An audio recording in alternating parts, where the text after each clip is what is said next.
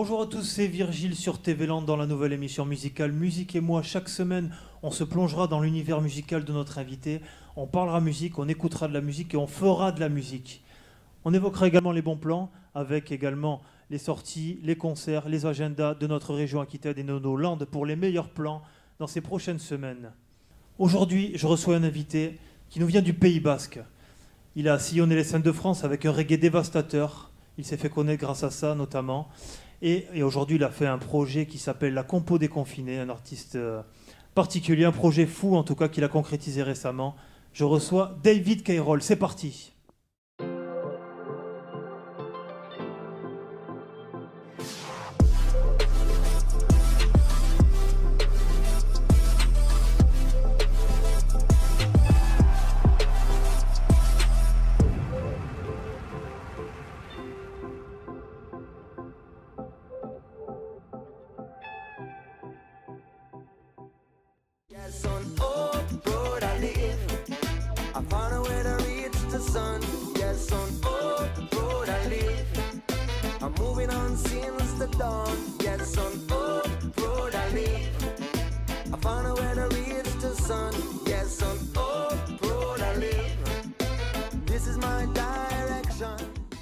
Bonjour David, très heureux de t'accueillir sur Musique et moi dans la nouvelle émission de TV Land. Aujourd'hui on va évoquer ton parcours solo notamment, avec aussi également La Compo Déconfinée, ce nouveau projet que tu as sorti récemment, que tu as concrétisé. Voilà quelque chose de fort. Voilà. Une première question pour débuter cette interview qui est assez commune à chaque fois, c'est te demander en fait quel a été le premier CD ou cassette à l'époque où tu étais gamin, album que tu as eu dans les mains et qui t'a marqué. Le premier album qui m'a marqué absolument, qui a changé ma vie, c'est l'album Legend de Bob Marley. Je partais en Angleterre avec mon école, donc en Anglette j'étais, et on partait en Angleterre et on devait me rendre une cassette de Lenny Kravitz. Et au final, le pote avec qui j'avais prêté cette cassette m'a pas rendu Lenny Kravitz, mais c'était une copie, hein, je prends de le dire. Et on m'a rendu Legend de Bob Marley, j'ai mis ça dans les oreilles, et ça m'a foudroyé, et je demandais à mon pote mais c'est quoi ça? Il me dit ah, mais c'est Bob Marley, c'est génial, tu vas voir ça. Et ça m'a pas lâché depuis ce jour-là, et je crois que ça a guidé toute ma vie, puisque ça m'a donné envie de faire de la musique par la suite. Ouais. Justement, sur cette transition, quel a été l'élément déclencheur qui a fait que tu es passé d'auditeur à acteur musical quoi, en fait? Je pense que c'est justement c'est Bob Marley, encore une fois, qui a été l'élément déclencheur dans le sens où le message qu'il y avait, la musique, et ce que ça procurait en moi, et le message voilà, porteur d'espoir, en fait, qui réconforte quand on n'est pas bien. Et je pense que ça réconfortait tellement de monde, tellement de gens dans le monde entier, que ça a amené de l'espoir à tous, et ça a amené de l'espoir à moi aussi, dans une période des fois difficile quand on est adolescent. Ouais. Et je me suis dit, si je pouvais transmettre même 1% de ce qu'il transmet, ce serait génial. Donc j'ai commencé à écrire mes textes, ouais. Et en gardant forcément, alors pas que le message de Bob Marley, mais le message du reggae en règle générale, avec de l'amour et de l'humanisme en fait au cœur du texte et au cœur de la vibration musicale. Et c'est ça qui m'a porté. Et comment tu as acquis cette touche reggae? Parce que réellement, quand on écoute tes morceaux, c'est reggae à fond. Et comment tu as pu travailler ta voix? Parce que je pense qu'il y a un boulot. Est-ce que tu avais déjà des facilités quoi, au niveau vocal ou pas? Je sais pas trop en fait. Non, c'est vrai que j'avais jamais pris de cours de ma vie. J'avais jamais fait de guitare. J'ai appris tout sur le tas, tout seul.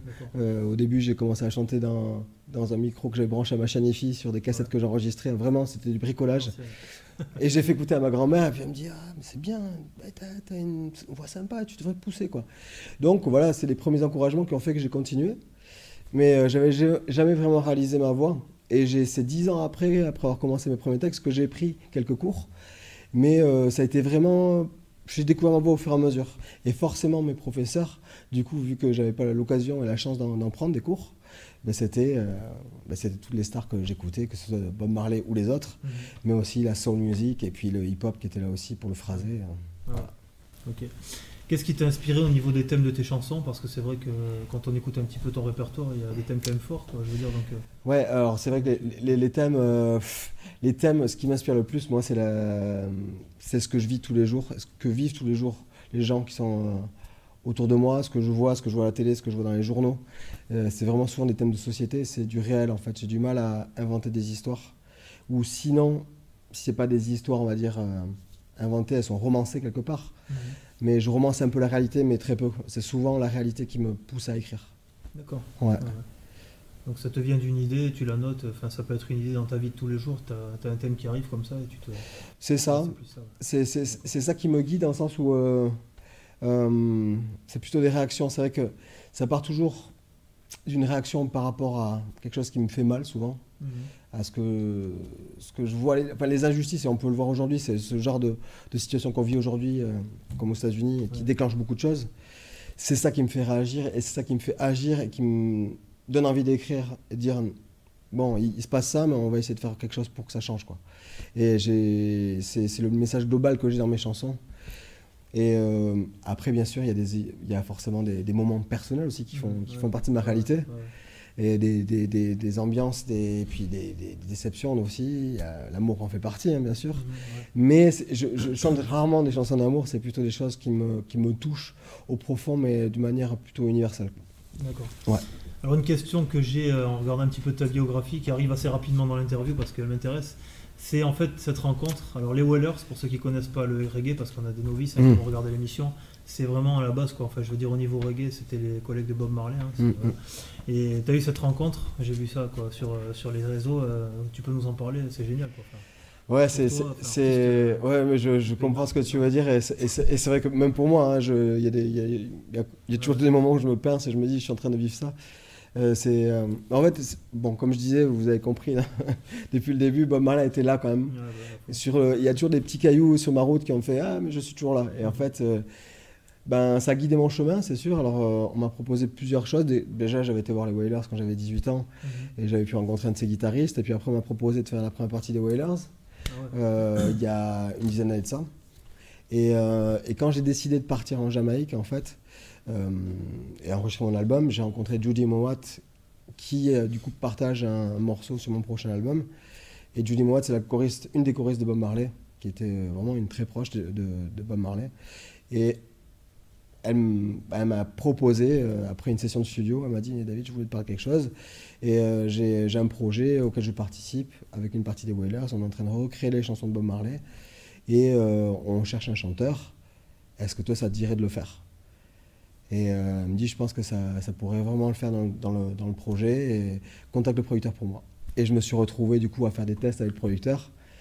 Et à me retrouver du coup à faire un album de 20 titres avec une partie des Wailers originaux. Les deux choristes de Marley, Marcia Griffiths et Judy Mowat. Et j'hallucine toujours. Hein. C'était en quelle année ça? C'était l'année dernière. Ah ouais. C'est très récent. Et même moi, quand j'ai reçu le texto, en plus, on m'a envoyé ça par texto le lendemain d'une session de studio. Déjà de recevoir un texto de sa part, de Judy Mowat, c'était quelque chose. Et en plus, qu'elle me propose ça, c'était comme un fou. Et j'ai eu du mal à le réaliser sur le moment. Puis après, les choses sont concrétisées. Je suis parti à Amsterdam enregistrer les 20 titres. Et du coup, ça réunit beaucoup de musiciens aussi partout dans le monde, en plus des Wailers. D'accord. Mais le constat de la musique reggae en France, on ne suit pas trop, tu vois l'actualité. Enfin, quand tu es dans ton truc où tu écoutes la musique traditionnelle à la radio, tu n'entends pas de reggae. Ouais. Qu'est-ce que c'est aujourd'hui le constat de la musique reggae en France? Ça en est où? Enfin, est-ce que tu peux nous en parler? Vous êtes beaucoup? Enfin, comment... Ouais. Alors, comment je pourrais le décrire? C'est vrai que j'ai un regard très différent peut-être de la plupart de ceux qui sont dans le reggae français depuis longtemps, parce que j'ai jamais vraiment été assimilé complètement à ce milieu-là jusqu'à présent, parce que c'est vrai que j'avais métissé ma musique avec de la soul, du hip-hop, donc je n'étais pas un pur artiste reggae. C'est vrai que là, depuis que j'ai fait mes albums en Jamaïque, je vois plus ce milieu-là et je le côtoie plus aussi. Et c'est vrai qu'il y a plein d'artistes, il y a des super artistes qui ont vraiment une carrière en France comme à l'international. Et alors c'est sûr que, d'après ce que j'entends aussi dans l'entourage, c'est que le reggae est en train un peu de décliner en France, mais moi je crois que c'est quelque chose c'est des cycles en fait. Mais c'est juste une phase peut-être un peu de creux aujourd'hui. Mais pour moi, vu les artistes qu'il y a, la qualité des artistes qu'il y a et les productions qui existent, on en a plein aujourd'hui. Non, c'est une belle scène qui est bien présente et je pense que c'est quelque chose qui va remonter. Je pense que c'est sûr. J'en ai pas de doute. Bon, on peut parler un peu de ton dernier album, alors si je me suis pas planté, Uni, le dernier album qui est sorti pour toi. Ouais, c'est ça. Voilà, est-ce que tu peux nous en parler un petit peu de comment tu l'as travaillé, comment ça fait quoi, 1 an et demi qu'il est sorti? Ça fait un peu plus, ça fait 3 ans maintenant. Ah oui, ouais. Okay. 3 ans qu'il est sorti et c'est un album que j'avais créé et que j'avais financé de manière participative. D'accord. avec les gens qui me suivaient. Et puis on a fait une sorte de pré-sortie de l'album pour les gens qui avaient participé. On était partis jouer chez eux. J'étais parti en voiture électrique avec un de mes guitaristes. Ouais, j'aime bien ce truc-là. Et puis j'ai besoin de ça en fait. Et je fais la musique pour ça, donc ouais, il fallait que j'aille voir les gens. Et du coup, on est parti sur la route. On a sorti cet album-là.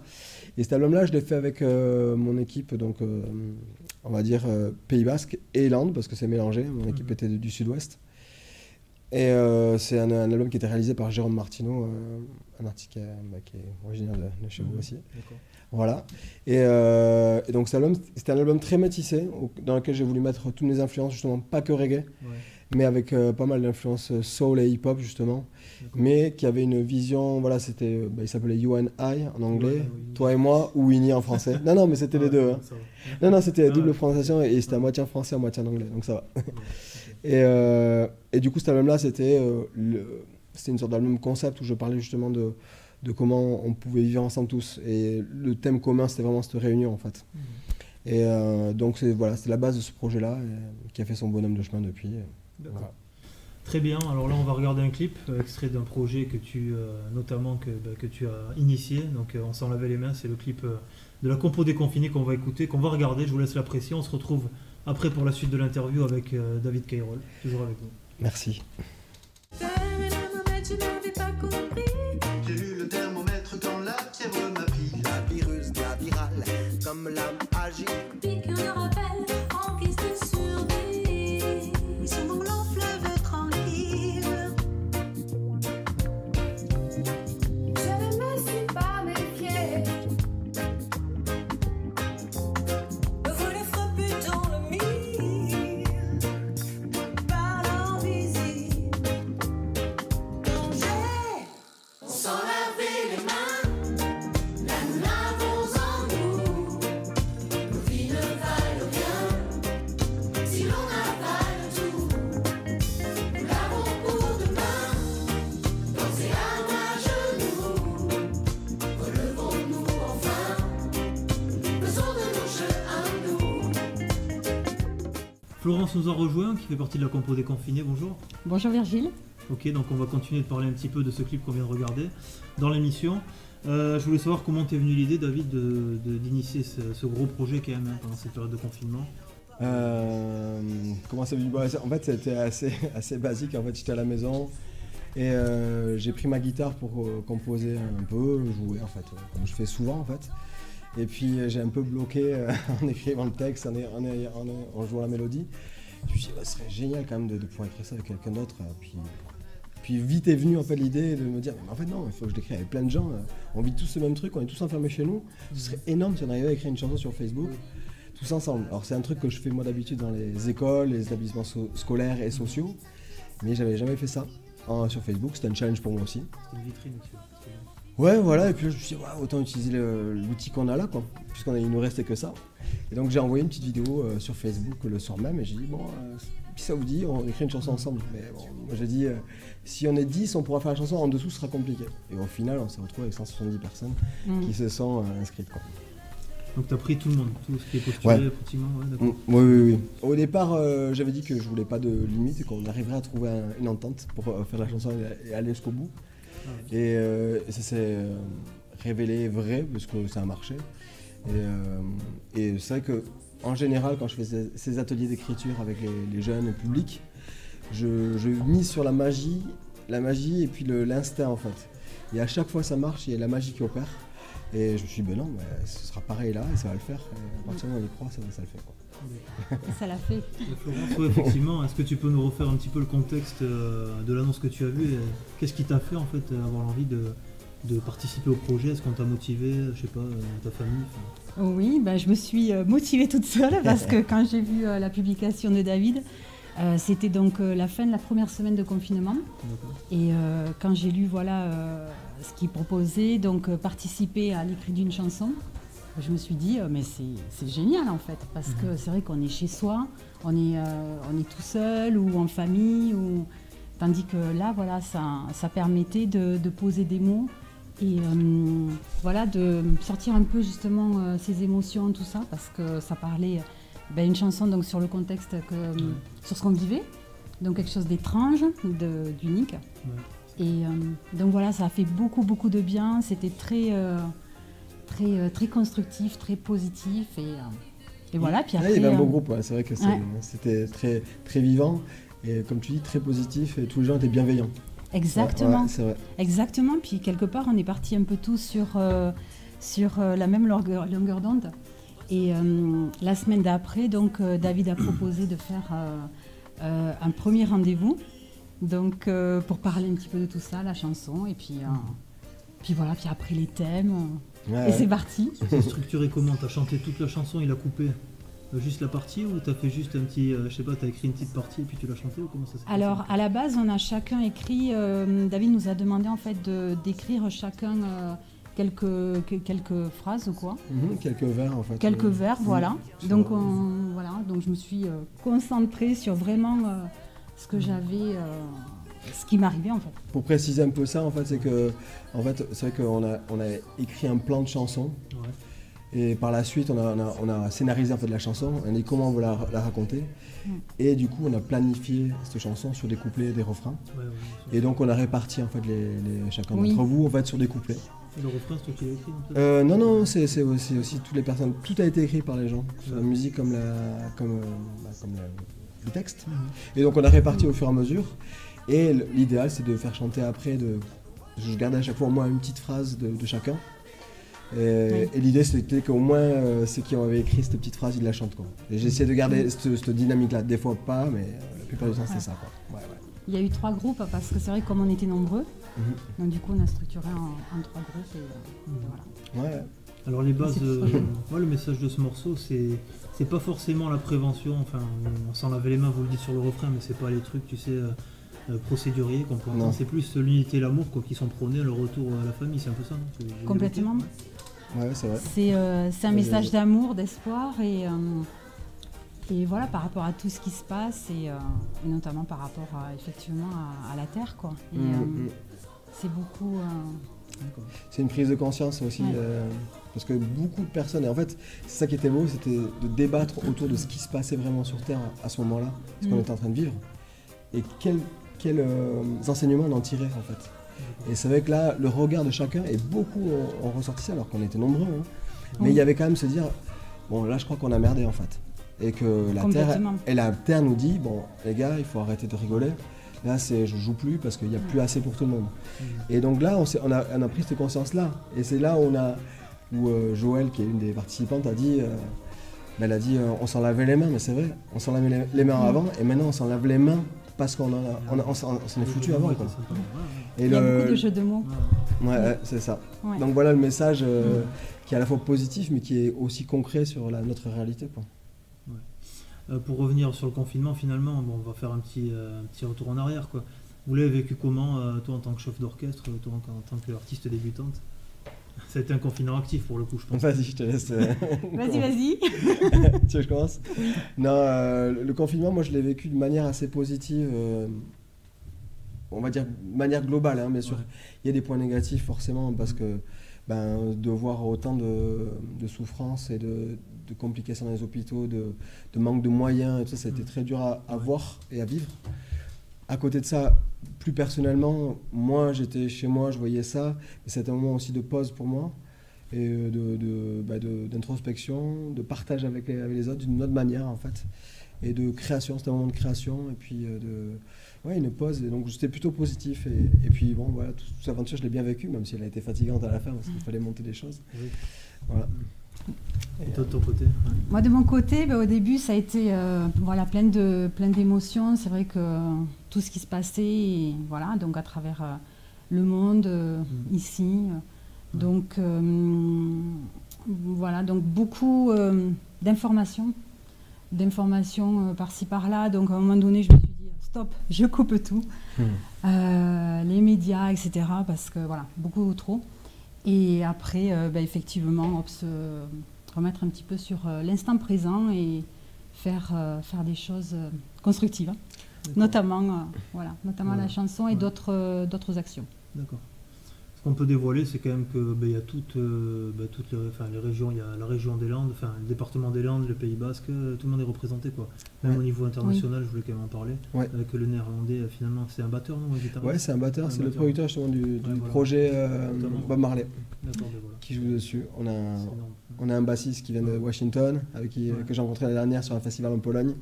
Ouais. On a des chanteurs et des participants expatriés, on va dire, qui vivent en Cambodge, en Nouvelle-Calédonie, en Jamaïque. En Jamaïque, oui. Énorme. On a une Française qui vit en Jamaïque qui a participé aussi au Ouais. projet. Et la plupart en plus, c'est vrai que je connais, il y a peu de gens que je connaissais au final. Donc on se découvre petit à petit, c'est la première fois qu'on se rencontre vraiment en fait. On Oui, discute. oui. On a participé à un projet Ouais. l'année dernière, mais We Are de the loin. Band. Mhm. Mm. Oui, sur Dax, ouais, effectivement. Oui, C'est ça. mais c'est vrai qu'on était tout le temps nombreux en fait, donc du coup on se voyait C'est ça. de loin et Dans une masse. dans une masse. Et là, c'est vrai que bon, je vais découvrir petit à petit les gens au fur et à mesure. Ouais. Et puis je Ça continue permet- cet été Oui. pour les concerts qu'on va faire chez l'habitant aussi. Ouais, ça permet d'évaluer aussi ta fanbase, on va dire, entre guillemets, enfin, les gens qui te suivent aussi sur les réseaux. Quoi. Ouais, Parce ouais. qu'en tant qu'artiste, tu n'as peut-être pas forcément la vision de ces gens, tu les vois sur internet, mais tu les connais pas. Permet C'est ça. de les rencontrer, quoi. Bah, complètement, Ouais, c'est, c'est ça brise aussi ce truc-là de piédestal, des fois artiste Ouais. public. Mm. Et enfin, moi j'ai toujours voulu garder quelque chose de proche avec les gens qui me suivent, mais après c'est toujours difficile parce qu'il y a une masse aussi, toujours Mhm. pareil. Et puis on n'a pas le temps, et puis on est sur d'autres choses, et les réseaux prennent beaucoup de temps. Donc du coup, de renouer le lien comme ça, c'était aussi l'objectif de cette pause qui nous a Oui. été offerte, quoi. Ouais, complet. Ouais, ouais. Ce qui est extraordinaire, c'est qu'en fait, justement, on se dit on est seul. Et en même temps, pas du tout. Parce que ce que David a créé, c'est vraiment Mhm. beaucoup de voilà, ce côté humain et artistique. Et le fait qu'on soit chacun dans son salon, mais finalement, voilà, on partage avec les autres personnes. Et voilà, beaucoup de bienveillance Ok. et de bonnes Mais choses. c'était beau à voir, hein, parce que en fait, j'ai créé ce projet-là, mais ça m'a dépassé vraiment, Mhm. parce que je pensais pas qu'il y aurait autant d'engouement et qu'il y aurait cette entente-là que ça crée aussi, parce qu'il y en a, ils ont vraiment des liens qui sont créés quoi, entre les personnes, qui s'écrivent entre eux, qui vont sans doute se Ouais. rencontrer. Et ça, génial, ça a créé une famille que Ouais.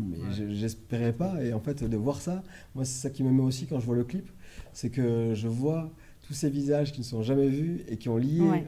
presque Mhm. amitié entre eux. Ouais, ouais. Et qui ont créé quelque chose entre eux, je trouve ça mais incroyable. Mais moi, ça me dépasse. Hein. Donc, L'unificateur, t'as été Et quand on voit le clip, justement, c'est excellent parce qu'on a passé 2 mois ensemble et à s'écrire. Mhm. Donc du coup, il y avait des prénoms, C'est des vrai. noms, des pseudos et le jour du clip. vous Donc êtes vu.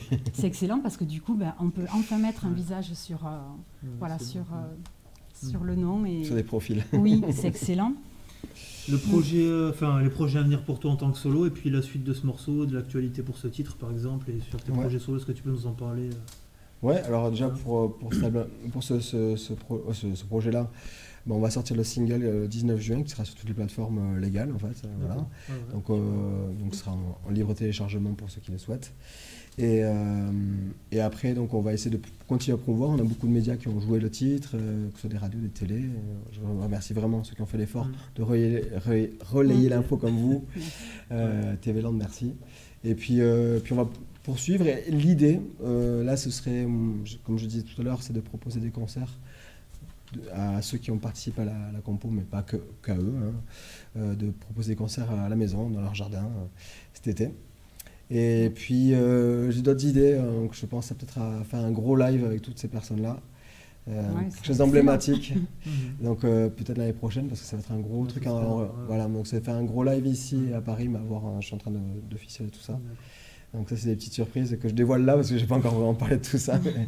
Et puis voilà, et puis personnellement, moi j'ai sorti déjà 3 singles de mon prochain album que j'ai enregistré l'année dernière en Jamaïque, et je vais sortir un prochain single à la rentrée, et l'album sortira en février prochain. Parce qu'on a décalé, justement en raison du Covid, on a décalé beaucoup de choses qui devaient sortir cette année. D'accord, ouais. Et puis la route des concerts devrait reprendre. Un dernier mot sur les Landes, juste, est-ce que vous pouvez nous parler des Landes, notre département? Qu'est-ce que votre attachement à ce département, tous les deux, rapidement? Voilà. Oui. Qu'est-ce que... Donc moi j'y habite depuis plus de 20 ans. Donc magnifique région bien sûr, avec plein de belles traditions et voilà, et donc heureuse d'y vivre et de rencontrer de belles personnes. Voilà, il y a plein de beaux projets beaucoup effectivement de festivals, de spectacles. Ouais, c'est très vivant et très riche. Moi, j'ai beaucoup de souvenirs dans les Landes, que ce soit des concerts, des enregistrements. J'ai beaucoup enregistré parce qu'un de mes ingé son avec qui je travaille en studio, qui a enregistré mes 2 albums, est landais. Et il vit maintenant à l'ITMX, mais c'est un Landais, il a grandi à Tarnos. Et puis j'ai joué avec beaucoup de musiciens des Landes aussi. Donc, il y en a plein d'ailleurs qui ont rejoint la compo, les confinés. Et donc des souvenirs des visages, des sourires, des festivals, des concerts, puis plein d'assauts aussi. Et un vivier culturel hyper dynamique. Donc moi je dis merci les Landes parce qu'ils m'ont porté dans mon développement en tant qu'artiste et en tant qu'humain aussi. Ok, bon bah super. On se retrouve pour live dans quelques minutes. Là on va passer à la rubrique Les bons plans sur émission sur Musique et moi. Les bons plans c'est votre rubrique, hein, c'est les sorties, c'est les concerts, les agendas. Et en ce moment en post-confinement, en fait aujourd'hui c'est surtout des sorties d'albums que nous voulons représenter. Donc les premiers albums dont on peut parler en fait pour cette version d'émission, ça sera Validé, la série de la BO Validé, donc la série de Franck Gastambide qui marche à fond, hein, aussi la première saison marche très bien. Et il y a la réédition de la bande originale, édition de luxe, avec notamment des nouveaux morceaux. On retrouve Sams, le rappeur bordelais, on retrouve Lacrim, on retrouve également Attic, le membre de la série notamment. Donc je vous invite à découvrir vraiment cette édition de luxe de Validé. Voilà. Deuxième sortie dans un autre style, on va parler de Ben l'Oncle Soul qui est de retour avec Addicted to You. C'est son nouvel album, vraiment en indépendant. Là. Il a carrément quitté toutes les maisons de prod et les labels pour sortir en indé. On y retrouve Ayam en featuring, Yuma, et aussi on va repartir sur les bases de ce qu'il a influencé, des artistes influenceurs. Un bel album à découvrir, Ben l'Oncle Soul qui est sorti. Troisième album découvert dans les bons plans aujourd'hui, c'est Deep Purple, le retour des papis du rock qui sont encore là. La voix est toujours là, ils sont de retour avec un nouvel album aussi qui s'appelle Whoosh. Donc un retour aux racines de Deep Purple selon les membres du groupe, voilà, avec 50 ans de carrière, quoi. Donc pour les anciens, vous avez suivi le début. Et ils sont encore là en 2020. Et le dernier album qu'on va découvrir, en fait, c'est Thomas Dutronc qui sort le dernier album, le Frenchie, avec plutôt un son, on va dire, crooner, avec il revisite les standards du jazz sur cet album, qui est sorti récemment. Je vous rappelle que donc le single, la compo des confinés, en fait, les bénéfices sont reversés en fait aux associations caritatives, aux actions caritatives, donc c'est une belle opportunité aussi, c'est une belle initiative, on va dire. Tu vas nous faire un petit live, c'est la surprise et le petit cadeau de l'émission. Avec grand plaisir. Je vais vous chanter All Proud, c'est mon dernier single que j'ai sorti en février dernier à Kingston. Et voilà, puis c'est une des premières fois que je le fais vraiment en télé en France. Parfait, l'exclu pour TV Land. Yes. Merci. Celle-là s'appelle All Proud pour TV Land aujourd'hui. All Proud. Here I am, a little young boy, living as a babe alone.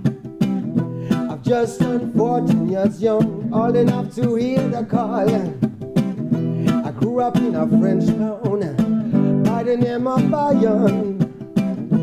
But I am from Trenchtown, the voice of a lion roar. Yes, on Old Road I live. I found a way to reach the sun. Yes, on Old Road I live. Moving on since the dawn. Yes, on Old Road I live. I found a way to reach the sun. Yes, on Old Road I live. This is my direction, yeah. Now I'm cruising in the city, looking all around, searching for a place to be, guided by the sound. If home is in my head, earth is my playground. I'm gonna play for my rebirth, and I'm gonna sing out loud. Yes, on Old Road I live. I found a way to reach the sun. Yes, on Old Road I live. And I'm moving on since the dawn. Yes, on Old Road I live. I found a way to reach the sun. Yes, on Old Road I live. This is my direction, yeah. Ayapa, yapa, yapa. Ayapa, ayapa, yapa, yapa. Hey. Yes, I've been in deadlock, with a dreadlock. We all hit a rot block. I came back to the crossroads, see the signs on the board. Many roads, but one road. Coming in from the cold, coming into one love. coming in for one blood. I am the young and the old, the strong and the bold. The message I hold, this message I've told, and I keep on telling my people, everyone's a mission. Life's got a ritual, so you gotta teach yours. I'm gonna teach mine on Old Road I live. Find a way to reach the sun. Yes, on Old Road I live. And I'm moving on since the dawn. Yes, on Old Road I live. I found a way to reach the sun. Yes, on Old Road I live. This is my direction. Yes, on Old Road I live. Oh, Lord, I say, Old Road I live. I live on, live on, live on, live on, yeah. Old Road I live. Oh, yes, on Old Road I live. If you ask me why I'm skanking to the rhythm, would you ask me why I need my feet to keep on moving? Yeah, whoa, oh, oh, oh, oh. Yeah,